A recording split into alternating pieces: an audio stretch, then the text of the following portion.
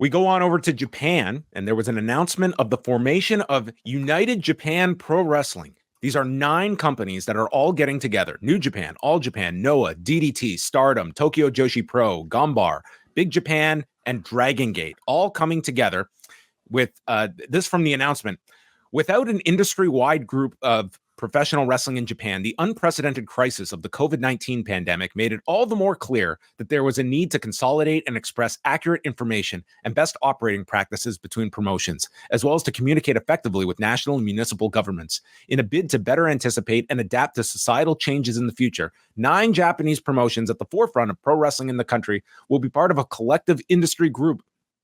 The members of the group will maintain their individual business identities and competition in the marketplace, but the group will provide a space to discuss issues that concern the industry at large and to exchange information with an interest in maintaining its growth. The formation of the group will be marked by an event on May the 6th, 2024 in Nippon Budokan under the banner of United Japan Pro Wrestling. So this is the closest we've got to like the United Nations of professional wrestling coming together. And this is like the intel of all these Japanese companies that will work together, and we will put together a show on May the 6th together.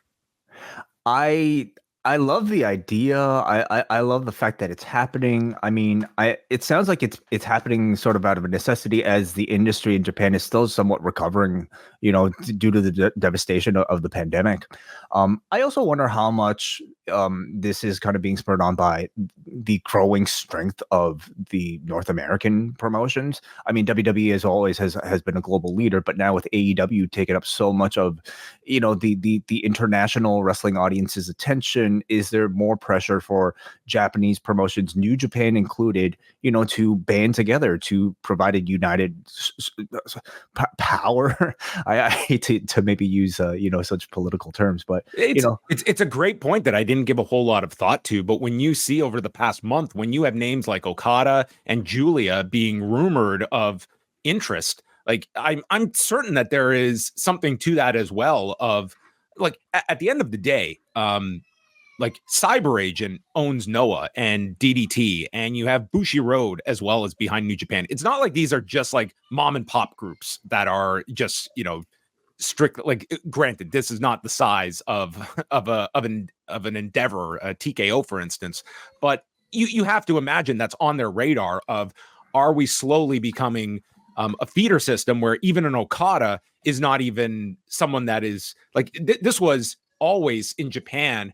They did not have the fear of a Masawa leaving or a Kobashi leaving. It was this idea that they will always, like, our national stars, they will always be loyal to their home company. They are not going to be leaving. Foreigners will come and go, but we have our stalwarts, and the world's changing. And now a WWE, they may be very interested in an Okada or a Julia, and conversely AEW. Are we going to be happy that Okada is signed elsewhere and we get him 3 times a year, as opposed to being our Antonio Inoki that Gedo has booked him as?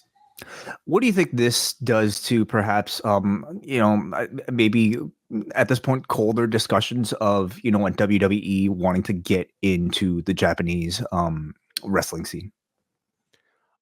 I think that Japan is a really tough market to come in if you're a foreign owned company. I think that their best bet would simply be to look at the talent that they're interested in. I don't know what benefits them to try and they've obviously had interest at different points over their history, and not even all that long ago, where they were looking at the idea of like buying a company in Japan. But like to what end?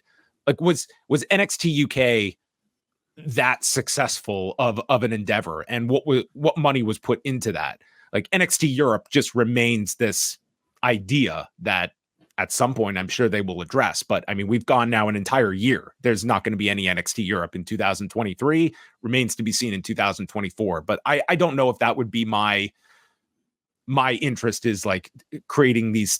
If I was going to go and like put a physical like performance center down, or a company, I just think Japan is really tough. The UFC found that out firsthand.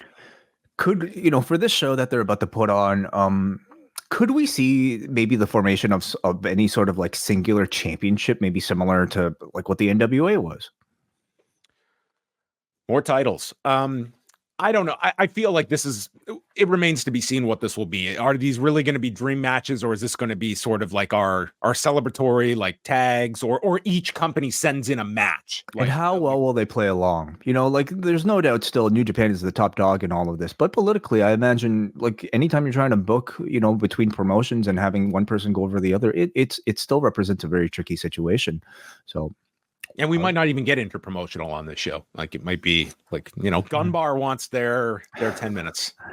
it would certainly be disappointing. I mean, the point of having all the talent in Japan together would be to, increase awareness in every product by promoting the biggest dream matches.